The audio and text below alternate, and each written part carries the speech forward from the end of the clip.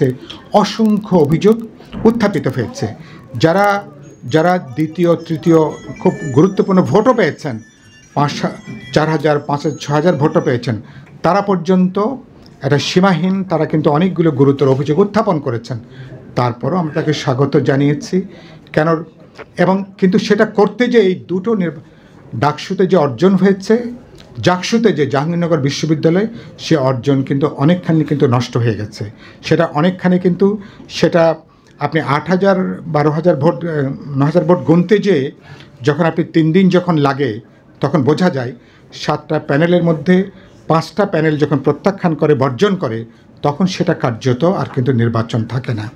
কিন্তু এগুলোকে ব্যবহার করে অনেকে দেখছি যে তারা এটাকে তারা ব্যবহার করে এখন দেখছি তারা রাজনৈতিকভাবে একটা দর কষাকষির সুযোগটা অনেকে গ্রহণ করতে চান।